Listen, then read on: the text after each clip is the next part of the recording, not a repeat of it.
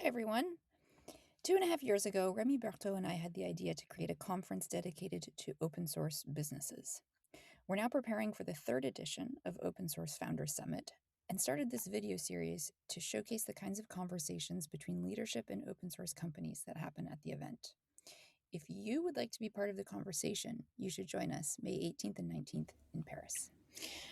Hi, everyone. Welcome to the Open Source Founder Summit video podcast. I'm Emily, your host, and today I'm talking with Elisabeth, who's the Executive Director of Mobility Data, and Raphael, who's the founder of Pretix. Thank you both for joining me. Hi. Thank you. Do you actually want to introduce yourself really quickly before we jump into the first question? Yeah, happy to start. So I'm Elisabeth Poririer-Defoy. I'm based in Canada, in Montreal, and I'm the Executive Director of Mobility Data. I actually joined this organization pretty much for its foundation about 6 years and a half ago.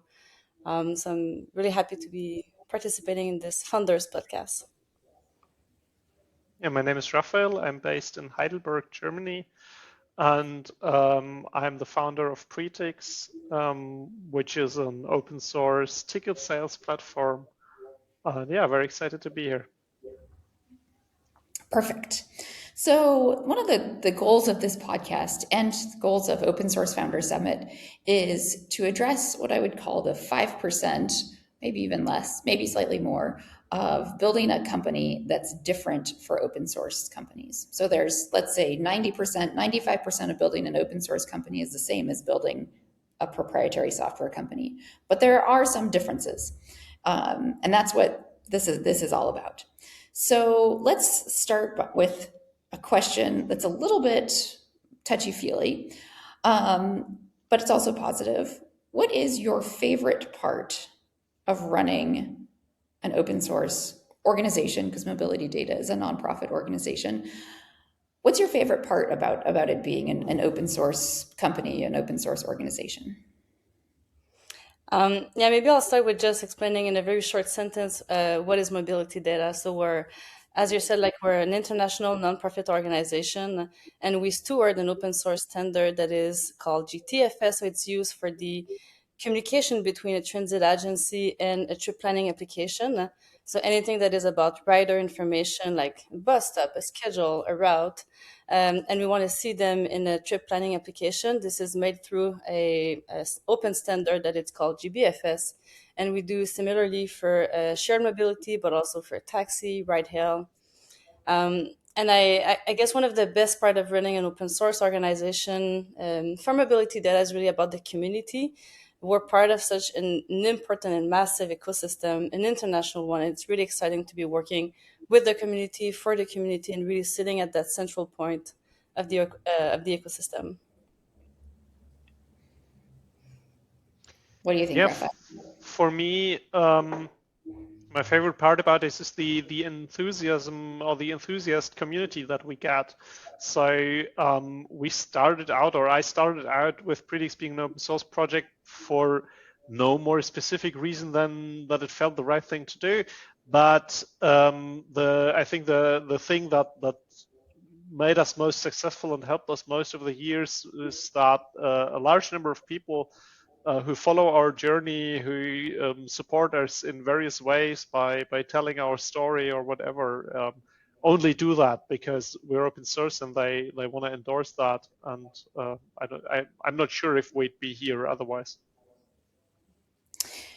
I think that's interesting. So, because you say, I'm not sure if we'd be here otherwise. What are the concrete ways you So think? this is really curious because at the same time, I'm claiming that I don't know if we would be where we are if we were an open source. And then the other time, at the same time, I would also say that 90% of our paying customers probably have no idea what open source is and don't care. They just want to have a good solution for the problem that they have. But at least, or specifically in our beginning years, the support from the open source community has been so strong in recommending us because our solution is different and in a way more ethical to use, or however you want to frame it, that it really gave us the initial push. Yeah, and I think that's really interesting because on our side, everything came from an open source, I mean, an open standard and open source tools. And this is the reason why I mean, mobility data was created at first. So we came from an open source product with a community that wanted to work on common good and made, public transportation visible, discoverable to riders. And with that idea in mind, this is how we were created. So for us, it made sense to be a nonprofit organization. It made sense to be working with only open source tools or open source project, or working towards that, and having, some standing principles like sovereignty, like interoperability, open source. So all of that is kind of matching together.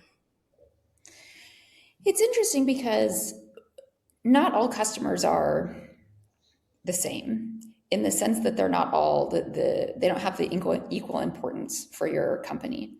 So I'm curious if you feel like the 10% or maybe even 4%, 1% of your customers who do know what open source is, who do care, do you feel like those customers are more important for Pretix and if so, in what way? More important in a word of mouth capacity, maybe. Which is, it's one of the reasons people become strong advocates of our platform. It's not the only one. There's also other reasons people recommend us for, and but it's been one of the reasons. And I think the percentage of people who care is growing a little in the recent digital sovereignty, less reliance on US services mood that is going on all over Europe. But yeah, generally, I think it's still a small but very vocal group. And I think that open source projects attracts other open source projects, and Mhm. whenever you have the chance to work with, with government, with regulation that support open source, it makes it easier to have that conversation with a group. And on our side, being a nonprofit working with government, we feel like we have maybe a more fluid conversation, and they don't see us as being, like threatening their their own principles. We're really like in a support or in a collaboration approach. But I think that definitely the moment you're into the open source world, you're just attracted by other projects that are in that same spirit and same values. Do you think, because you mentioned values, how do you think open source is inherently more moral? Um, I would say not necessarily.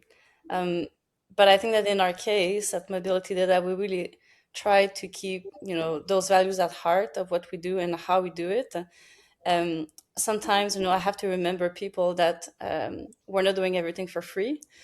So I do have, in my role as, executive director, I have to make sure that, it's a sustainable business. I mean, nonprofit is a business model. It doesn't mean that we have to give away everything. So there's a way, I think, to balance, generating value with your open source and free products, um, and available products and standard, with the balance of, we have an organization to run, and we have, X amount of people to you know to support in the organization.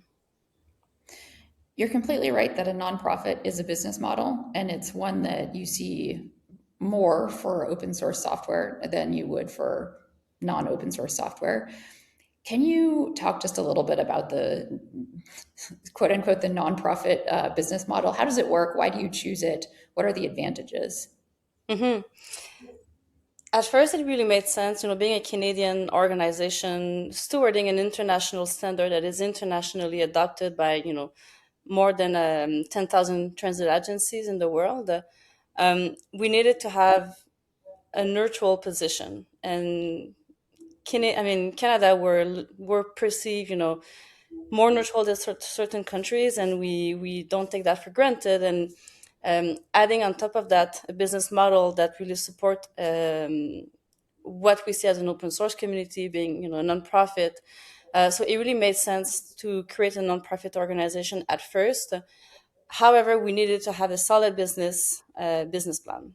And this is where I think at first we struggle a little bit to find how can we generate sustainable revenue. So we had some funders that were really supportive of the inception of the organization, but obviously you want to mitigate some risk. And so we developed as well a membership program that is supporting revenue diversification, but also how we create value for those members. And again, the end goal, especially for our members, is really what can we generate for them in terms of value, and how can they support us as well in the development of the open standards and the open tools that we're supporting. And then at the end, I think working with governments, working with ministries, it is much more easier to be a nonprofit organization than a for-profit. Do you think, Raphael, that it's easier to work with governments as an open source company, even if you're not a nonprofit, than it is as a proprietary, or as it would be if you're a proprietary software company? In our experience so far, it didn't make that much of a difference. But it might be also because the government contracts that we have, and government contracts are important for us, but they are mostly on a quite regional level, like city governments and so on. They're not as organized on things like buying more open source or buying software in general as like a federal government or state government. And also, even our government clients usually buy our software as a service offering, in which case they're buying a service, not a software. So we've had very little, a few, but only very little government contracts where we are actually selling open source software. We've seen the first public tenders now where they say open source is preferred, but in only very vague and not really decision relevant terms. Interesting. What do you think is the biggest misconception about running an open source company or nonprofit? We'll just say company, about running an open source company. That it's free. I think definitely putting a price tag on what we're doing, even ourselves, it's not the easiest, because we mostly 90% of our expenses is salary. In our case, because most of our work is it's on GitHub, and it's the maintenance cost is really through people, less than on services and technology. So we have the conception that it's free, and that it's free to use, that it's a common good. So really deconstructing that concept is a challenge. And I think that after almost 7 years of existence for mobility data, we're now in a much better position to have a conversation about this is the value of what you get when you work with GTFS, or when you use our validator.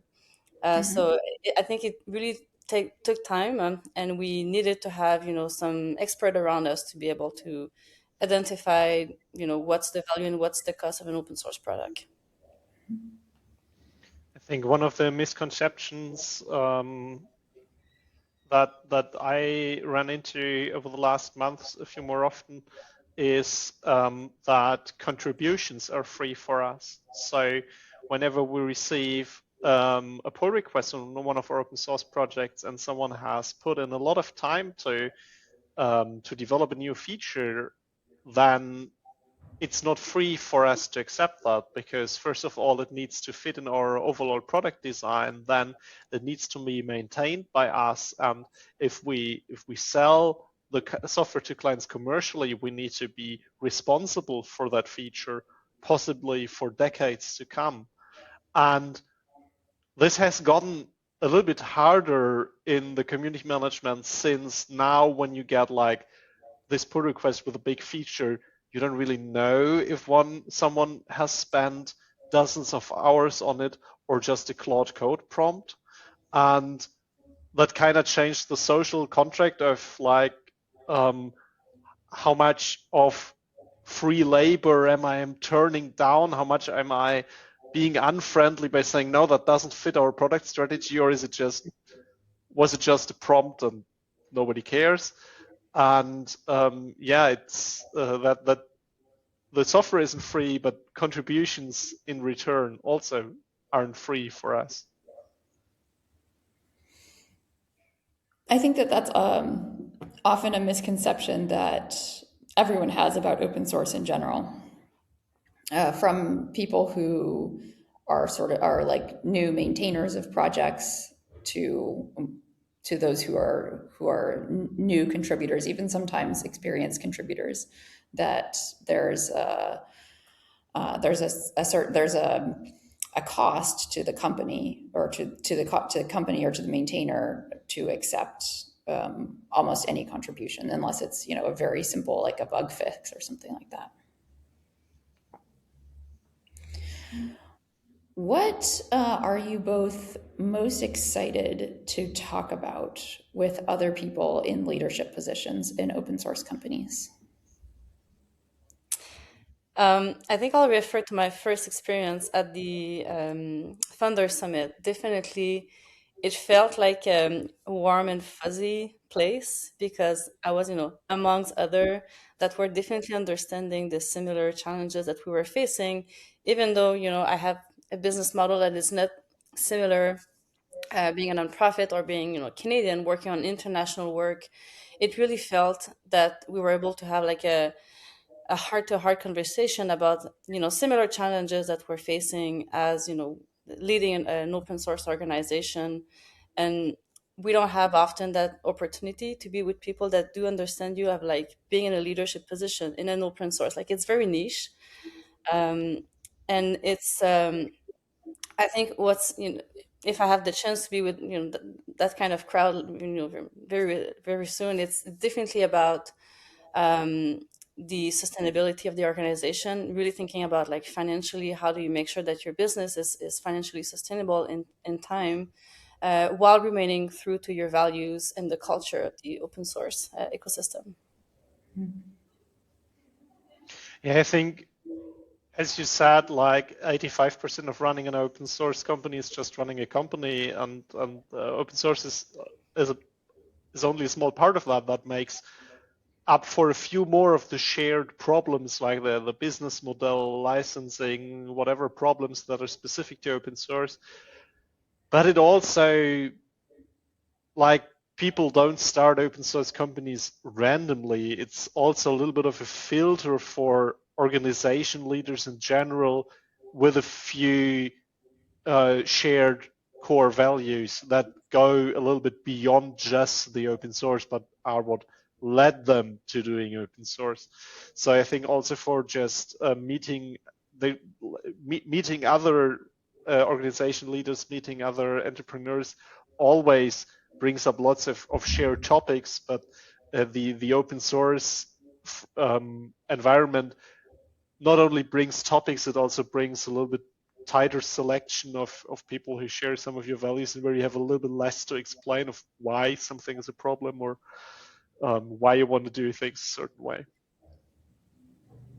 Excellent.